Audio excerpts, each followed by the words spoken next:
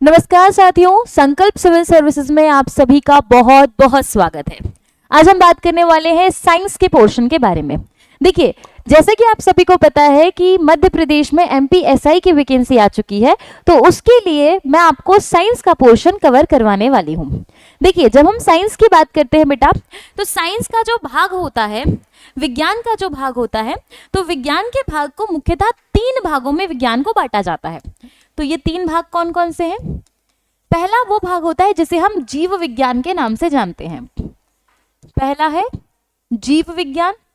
दूसरा भाग है जिसे हम भौतिकी के नाम से जानते हैं, अर्थात फिजिक्स के नाम से जानते हैं। और तीसरा होता है जिसे हम रसायन विज्ञान के नाम से जानते हैं, अर्थात हम केमिस्ट्री के नाम से जानते हैं। और आपके एमपीएसआई के सिलेबस में ये तीनों ही चीजें आपको देखने के लिए मिलेंगी। ठीक, तो इन्हीं में से जो पहला पार्ट है जिसे हम जीव विज्ञान कह रहे हैं, आज हम जीव विज्ञान के बारे में बात करने वाले हैं। जीव विज्ञान क्या है, कैसे काम करता है, कितने प्रकारों में बांटा गया है, इसकी शाखाएं क्या क्या हैं, इसकी उत्पत्ति या फिर इसके बारे में सबसे पहले बात किसने की, हम इस बारे में बात करेंगे। सबसे पहले जीव विज्ञान की कुछ शाखाएं हैं। जिन शाखाओं की अगर हम बात करें तो जीव विज्ञान की 2 शाखाएं होती है। पहली है जूलॉजी और दूसरी है बॉटनी। जूलॉजी को हम जंतु विज्ञान के नाम से जानते हैं, वहीं दूसरी है बॉटनी जिसे हम पादप विज्ञान के नाम से जानते हैं।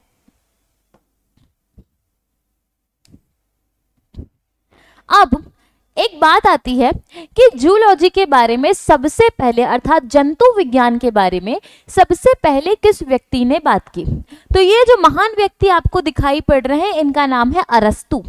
तो अरस्तु ने सबसे पहले जीव विज्ञान के बारे में बात की, या फिर जूलॉजी के बारे में बात की, जंतु विज्ञान के बारे में बात की। इस कारण से हम इन्हें फादर ऑफ जूलॉजी के नाम से भी जानते हैं। इन्हें जीव विज्ञान या जंतु विज्ञान के पिता के नाम से भी जाना जाता है। अरस्तु की एक किताब रही है जिस किताब का नाम है हिस्टोरिया एनिमलिज्म, और ये जो किताब है इसमें 500 से अधिक जीव जंतुओं का वर्णन अरस्तु के द्वारा किया गया है। वहीं एक और किताब का नाम आता है, यह किताब जो है वो थियोफेस्टस के द्वारा लिखी गई है। थियोफेस्टस की अगर हम बात करें तो फादर ऑफ बॉटनी के नाम से थियोफेस्टस को जाना जाता है। और थियोफेस्टस की जो किताब है इसका नाम है हिस्टोरिया प्लांटेनम। ठीक है, और ये जो प्लांटेनम है इसमें 500 से ज्यादा पेड़ पौधों की प्रजातियों का वर्णन किया गया है। तो इतिहास के पहले व्यक्ति जिसने जंतु विज्ञान के बारे में बात करी उनका नाम है अरस्तु। वहीं इतिहास के पहले व्यक्ति जिन्होंने पादप विज्ञान के बारे में बात की उनका नाम है थियोफेस्टस। क्लियर है यहां तक?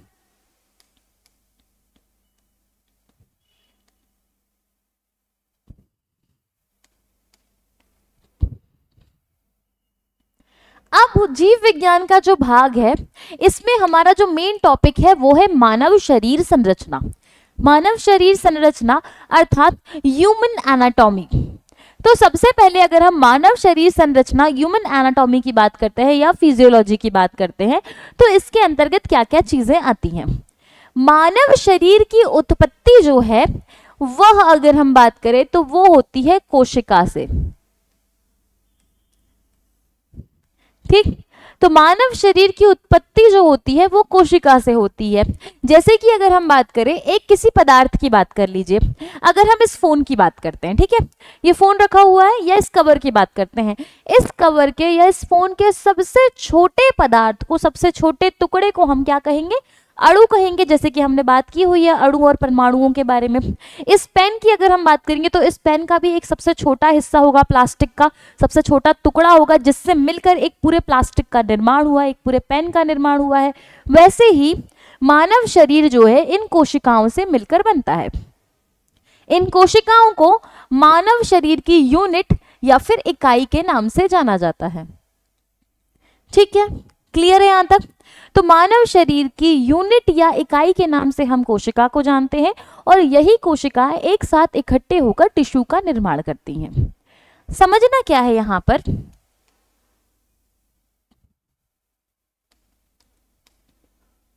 देखिए, ये जो आपको पूरी ह्यूमन बॉडी दिखाई पड़ रही है, इस पूरी ह्यूमन बॉडी का जो निर्माण है वो एक कोशिका से हुआ है, और इस कोशिका का नाम क्या है बेटा? जायगोट है। ठीक, जायगोट क्या होता है?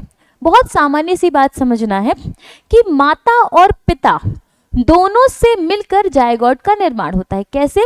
अगर हम फीमेल रिप्रोडक्टिव सिस्टम की बात करें तो फीमेल में जो रिप्रोडक्शन सिस्टम होता है इसमें ओवरीज पाई जाती है, जिन्हें हम अंडाशय के नाम से जानते हैं, और ये ओवरीज क्या करती हैं? समय में एग को रिलीज करती हैं। ठीक, और एक समय में जब ये एग को रिलीज करती हैं, और वहीं पर एवोल्यूशन के दौरान हम एक और चीज क्या समझते हैं कि इंटरकोर्स के दौरान मेल बॉडी से जब स्पर्म आकर एग से मिलता है तो एक नई कोशिका का निर्माण होता है, जिसमें जो नई कोशिका बनती है इस कोशिका को हम जायगोट के नाम से जानते हैं।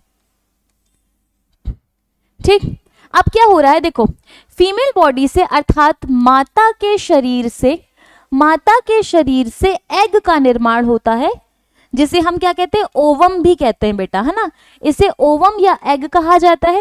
वहीं अगर हम पिता की बात करें तो पिता के शरीर से जो है वह स्पर्म का निर्माण होता है, और ये जो स्पर्म होता है ये एग में आकर मिलता है। कहाँ पर मिलता है? फैलोपियन ट्यूब पर आकर मिलता है। ठीक है, तो स्पर्म जब एग में फैलोपियन ट्यूब पर आकर मिलता है तो क्योंकि एग तो ये गोलाकार संरचना है ना, और इस गोलाकार संरचना में जब स्पर्म आके मिलता है तो ये स्पर्म जो है अपने हेड के साथ अंदर की तरफ में आता है, एग का भेदन करता है, और हेड अंदर की तरफ में छोड़ता है, और जो टेल और बॉडी है ये बाहर की तरफ में छूट जाती है।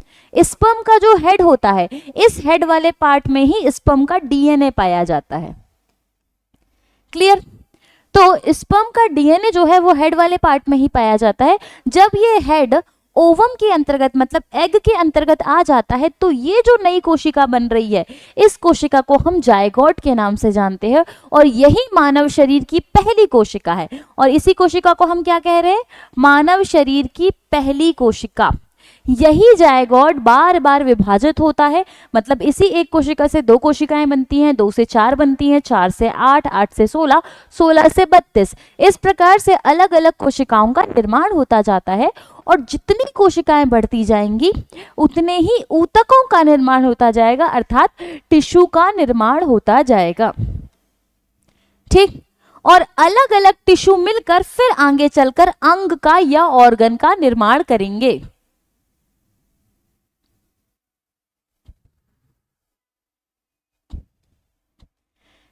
कोशिका के बारे में अगर हम बात करें तो कोशिका क्या है? मैंने आपको पहले ही बताया कि कोशिका जो है मानव शरीर की सबसे सूक्ष्म और सबसे छोटी इकाई है। तो मानव शरीर की सबसे सूक्ष्म इकाई कोशिका कहलाती है, पहली बात।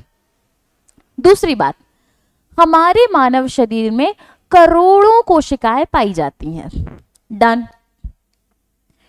कोशिकाएं इतनी सूक्ष्म होती हैं कि इन्हें हम नग्न आंखों से नहीं देख सकते, इन्हें देखने के लिए माइक्रोस्कोप की आवश्यकता होती है। कोशिका की अगर हम बात करें तो इन कोशिकाओं को जीवन की इकाई के नाम से भी जाना जाता है। अगर आप एक कोशिका को बीच भाग से काटते हैं, मान लीजिए ये कोशिका है, ठीक है, मेरे हाथ में कोशिका है, इस कोशिका को आपको देखना है तो आपने क्या करना है? इस कोशिका को एकदम बीच भाग से काट देना है। तो बीच भाग से काटने के बाद आपको कोशिका का स्ट्रक्चर कुछ इस प्रकार का दिखाई पड़ेगा। यहाँ पे आप देख सकते हैं ये जो रेड पिंक वाला पार्ट दिखाई पड़ रहा है ये न्यूक्लियस है, अर्थात केंद्रक है। इसके बाद जो आपको ब्लू वाला डार्क ब्लू वाला पार्ट दिख रहा है ये एंडोप्लाज्मिक रेटिकुलम है। ये आपको जो लंबी सी संरचना दिख रही है हल्की सी येलो कलर में ये माइटोकॉन्ड्रिया है। ये जो आपको ब्लू कलर की संरचना दिख रही है गोल गोल ये लाइसोसोम है। यहाँ पर जो ब्लू वाली संरचना है उसके ऊपर एक बारीक बारीक पर्पल कलर की संरचनाएं दिख रही हैं, ये क्या है? ये है आपके राइबोसोम। ठीक, वहीं अगर हम बात करें ये जो बाहर की लेयर दिखाई पड़ रही है ये बाहर की लेयर कोशिका झिल्ली है, जिसे हम सेल मेम्ब्रेन के नाम से जानते हैं। क्लियर? और इसके अंदर पाया जाने वाला जो लिक्विड पदार्थ है इसे हम प्रोटोप्लाज्म या फिर जीव द्रव्य के नाम से जानते हैं। देखिए, अब बात करते हैं टिश्यू की। जैसा कि मैंने आपको बताया कोशिका मानव शरीर की सबसे छोटी यूनिट है, सबसे छोटी इकाई है। जब एक जैसी कोशिकाएं मिलती हैं, देखो अंतर बहुत ज्यादा है इसमें, जब एक समान कार्य करने वाली प्लस एक समान संरचना वाली, तो एक समान कार्य करने वाली और एक समान संरचना वाली जब कोशिकाएं मिलती हैं तो ऐसी कोशिकाएं मिलकर टिश्यू का या फिर ऊतक का निर्माण करती हैं। सामान्य भाषा में समझते हैं, ये एक कोशिका है, ठीक, ये दूसरी कोशिका हो गई, ये सेम तीसरी कोशिका हो गई, यहीं पर नीचे चौथी, यहीं पर पांचवी और यहीं पर छठवीं। इन पूरी 6 कोशिकाएं जो हैं, इन पूरी कोशिकाओं की संरचना समान है और इन कोशिकाओं का कार्य भी समान है, तो इन्हें हम क्या कहेंगे, इन्हें हम ऊतक कहेंगे या फिर इन्हें हम टिश्यू के नाम से जानेंगे। समान गुणों वाली एवं एक आकार की और एक साथ कार्य करने वाली जो संरचनाएं होती हैं, इन संरचनाओं को हम टिश्यू के नाम से जानते हैं। क्लियर हुआ यहां तक में? चलिए इसके बाद में आगे हम बात करते हैं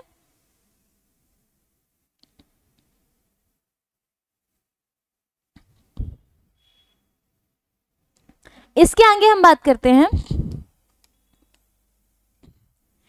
की। अगर हम बात करते हैं तो टिश्यू के प्रकार आते हैं। अब टिश्यू के प्रकार क्या है, कितने प्रकार का टिश्यू पाया जाता है, तो हमें 4 प्रकार के टिश्यू देखने के लिए मिलते हैं। 4 प्रकार के टिश्यू क्या क्या होते हैं? पहला है उपकला ऊतक, दूसरा है संयोजी ऊतक, तीसरा है पेशी ऊतक और चौथा है तंत्रिकी ऊतक। देखिए बहुत आसान है, इसमें कुछ समझने वाली चीज नहीं है। क्या समझना है, टिश्यू का जब हम सेगमेंट समझेंगे, मतलब हिस्टोलॉजी का जब हम सेगमेंट समझेंगे तो हम इस पूरी चीज को कवर कर लेंगे। अभी सिर्फ इतना समझना है कि ऊतक अर्थात जो टिश्यू है, टिश्यू 4 प्रकार के आपको देखने के लिए मिलते हैं। उपकला ऊतक जो कि सबसे ज्यादा पाए जाते हैं, जिन्हें हम इपिथेलियल ऊतक कहते हैं। दूसरे आते हैं संयोजी, जिन्हें हम कनेक्टिव टिश्यू कहते हैं। बेटा संयोजी टिश्यू क्या करते हैं, एक दूसरे को जोड़ने का काम करते हैं। 2 हड्डियों को जोड़ने का काम संयोजी टिश्यू या फिर संयोजी ऊतक करेंगे, कनेक्टिव टिश्यू करेंगे। मसल में पाए जाने वाले जो टिश्यू होते हैं उनको हम मसल टिश्यू के नाम से जानते हैं, अर्थात पेशी ऊतक के नाम से जानते हैं। नर्वस सिस्टम में पाए जाने वाले जो टिश्यू होते हैं उनको हम नर्वस टिश्यू के नाम से जानते हैं। इस प्रकार से हमारा टिश्यू में प्रकार डिवाइड हो जाता है।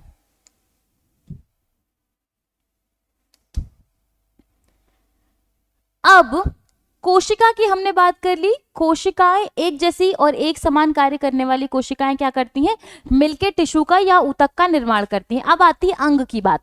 अब अंग कैसे बनेंगे बेटा, तो 2 या 2 से अधिक प्रकार के ऊतक मिलकर अंग का निर्माण करते हैं। परंतु अंग के निर्माण में ये शर्त नहीं होती, अंग के निर्माण में ये शर्त नहीं होती कि अंग जो है वह समान कार्य करने वाले ऊतकों से और समान संरचना वाले ऊतकों से बनेगा।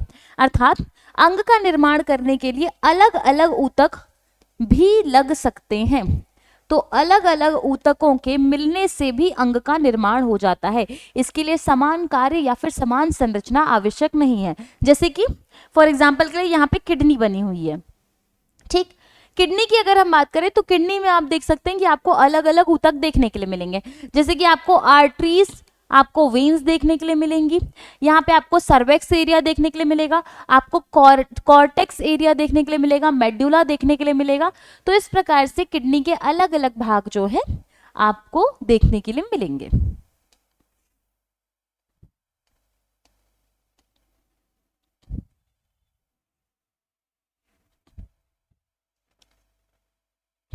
फिर आता है तंत्र या फिर संस्थान। जिस प्रकार से कोशिका का निर्माण होता है, कोशिकाएं मिलकर ऊतक का निर्माण करती हैं, ऊतक मिलकर अंग का निर्माण करते हैं, वही अलग अलग प्रकार के अंग मिलकर तंत्र का निर्माण करते हैं या फिर संस्थान का निर्माण करते हैं। तो शरीर के विभिन्न अंग एक साथ मिलकर किसी एक विशिष्ट क्रिया को करने के लिए सामूहिक रूप से संस्थान या तंत्र का निर्माण करते हैं। अब ये क्रिया क्या हो सकती है? जैसे कि अगर हम इस क्रिया की बात करें तो फॉर एग्जाम्पल के लिए समझ लीजिए पाचन, कि हमको पाचन की क्रिया जो है वो संपन्न करानी थी। तो पाचन की क्रिया के लिए हम क्या देखते हैं कि पाचन की क्रिया किस प्रकार से की जाएगी। तो पाचन की क्रिया को करने के लिए हम समझते हैं कि कौन कौन से ऑर्गन लगते हैं। तो सबसे पहले अगर हम बात करें तो हमारा मुख वाला पार्ट, अर्थात ठीक, इसके बाद में मुख वाले पार्ट में आपको जीभ, दांत, मतलब अप्रत्यक्ष रूप से जीभ, दांत, लार ग्रंथियां ये देखने के लिए मिलती हैं। फिर नीचे आप आओगे तो आपको ग्रसनी देखने के लिए मिलेगी। ग्रसनी के नीचे आप आओगे आपको अमाशय देखने मिलेगा। अमाशय के बाद अगर हम बात करें यहीं पे पैनक्रियास भी आवश्यक हो जाएगा।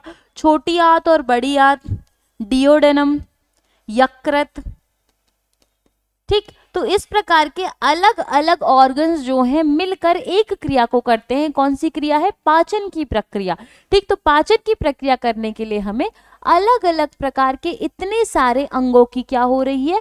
आवश्यकता हो रही है। और ये सारे अंग मिलकर क्या कर रहे हैं? एक तंत्र का निर्माण कर रहे हैं, क्योंकि इनको एक प्रक्रिया को पूरा करना है।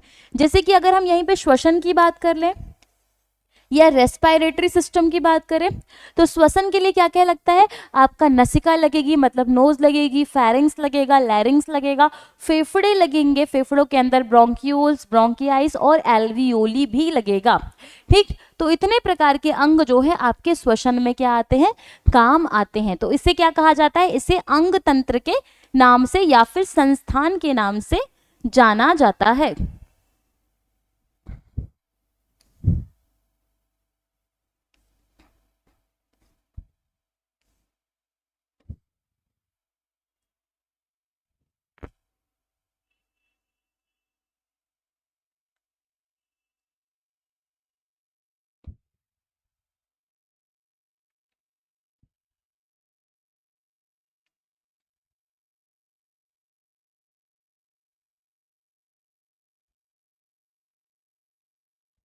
इसी के साथ हम बात कर लेते हैं कौन कौन से संस्थान जो हैं पाए जाते हैं।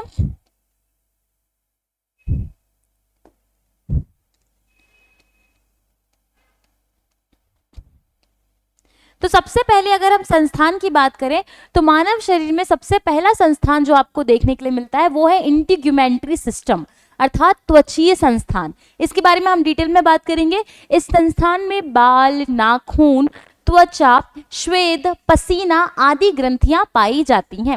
अगला है अस्थि संस्थान। अस्थि संस्थान बेटा स्केलेटल सिस्टम होता है। स्केलेटल सिस्टम को हम कंकाल तंत्र के नाम से भी जानते हैं। ये मानव शरीर में प्रॉपर हड्डियों का एक ढांचा होता है। हमारा जो मानव शरीर है, इस शरीर का निर्माण इसके द्वारा किया जाता है। फिर अगला होता है हमारा पेशीय संस्थान। पेशीय संस्थान को हम मसल सिस्टम के नाम से जानते हैं। जो हड्डी का ढांचा है ना, इस हड्डी के ढांचे के ऊपर कुछ पेशियां लगी हुई हैं, कुछ मसल्स लगी हुई हैं। तो इन मसल्स को हम क्या कहते हैं? पेशीय संस्थान के नाम से जानते हैं।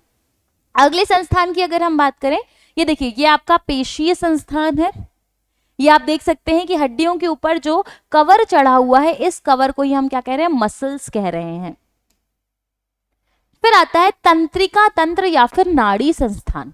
तंत्रिका तंत्र की अगर हम बात करें, इसे हम नर्वस सिस्टम के नाम से जानते हैं। ये नर्वस सिस्टम हमारा सेंट्रल नर्वस सिस्टम के साथ में मिलकर काम करता है, जिसमें हमारा ब्रेन आता है, हमारा स्पाइनल कॉर्ड आता है, ठीक।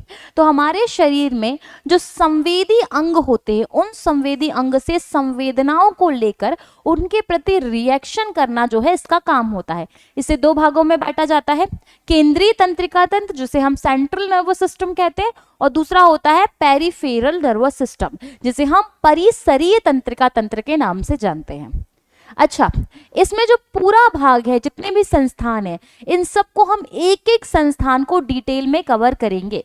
ये सिर्फ इंट्रोडक्शन क्लास है, तो मैं आपको सिर्फ इंट्रो बता रही हूँ कि हम क्या पढ़ने वाले हैं। इस प्रकार से आप नर्वस सिस्टम देख सकते हैं। यहाँ पर आपका जो ब्रेन है, ब्रेन से ये जो नर्व है कहाँ कहाँ किस किस हिस्से पर जाती हैं, यहाँ पर वर्णन किया गया है। अगला है अंतःस्रावी संस्थान, इसे हम एंडोक्राइन सिस्टम के नाम से जानते हैं। एंडोक्राइन सिस्टम क्या होता है? हमारी जो अंतःस्रावी ग्रंथियां होती हैं, जैसे कि अगर हम बात करें, जैसे कि आपकी थायराइड ग्लैंड हो गई, पीनियल ग्लैंड हो गई, पैराथायराइड ग्लैंड हो गई, एड्रिनल हो गई, पेनक्रियाज हो गया, ओवरी हो गए या फिर टेस्टिस हो गए। तो इस प्रकार की जो अंतःस्रावी ग्रंथियां हैं, इन ग्रंथियों का वर्णन, इनका काम, किस प्रकार से ये कार्य करती है, इनकी संरचना कैसी है, इन सब का अध्ययन जो है वह अंतःस्रावी संस्थान के अंतर्गत पढ़ा जाता है या किया जाता है। फिर आता है रक्त परिसंचरण संस्थान। नाम से स्पष्ट है, ब्लड सर्कुलेटरी सिस्टम, कि आपका ब्लड आपके पूरे शरीर में किस प्रकार से सर्कुलेट होता है या परिसंचरण करता है, इस बात को हम इस संस्थान के अंतर्गत कवर करने वाले हैं। आपका शरीर पूर्ण रूप से जाल के समान है, नेट के समान है, और इस नेट में, ये जो नेट है, ये शिराएं और धमनियों का जो नेट है वो आपके शरीर में बना हुआ है, और इनमें जो है ब्लड लगातार, रक्त लगातार प्रवाहित होता रहता है, और इसी रक्त के बारे में हम इसमें अध्ययन करने वाले हैं। इस प्रकार से ह्यूमन सर्कुलेटरी सिस्टम के बारे में हम बात करने वाले हैं। फिर आता है रक्त वाहिनियां। रक्त वाहिनियों की अगर हम बात करें तो रक्त परिसंचरण संस्थान के अंतर्गत दो प्रकार की रक्त वाहिनियां हम देखते हैं। पहली होती है वेन्स, जिन्हें हम शिराएं कहते हैं, और दूसरी होती है आर्टरीज, जिन्हें हम धमनियों के नाम से जानते हैं। इस प्रकार से आप देख सकते हैं कि रक्त परिसंचरण किस प्रकार से धमनी और शिराओं के भीतर होता है।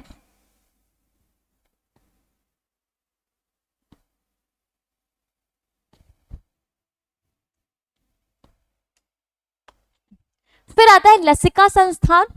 लसिका संस्थान को इंग्लिश में लिम्फेटिक सिस्टम के नाम से जाना जाता है। ये लिम्फेटिक सिस्टम क्या है?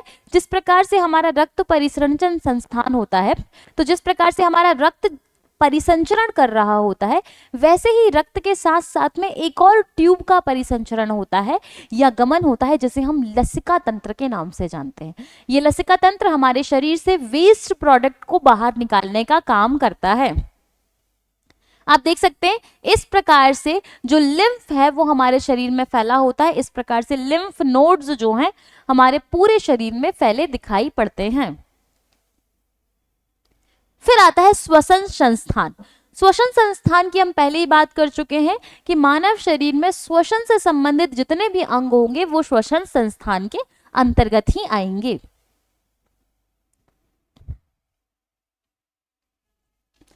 पाचन संस्थान, इसके बाद में पाचन संस्थान आता है, जिसमें हम पूरे ऊपर से लेकर नीचे तक सारे ऑर्गन्स को कवर करेंगे। जैसे कि अगर हम बात करें मुख, ग्रास नली, जिसे हम ग्रसनी ओसोफेगस कहते हैं, आपका आमाशय, छोटी आंत, बड़ी आंत, रेक्टम वाला पार्ट, हमारी 3 जोड़ी लार ग्रंथियां, जीभ, दांत, ये सारी चीजें जो है इस पाचन संस्थान के अंतर्गत आती हैं।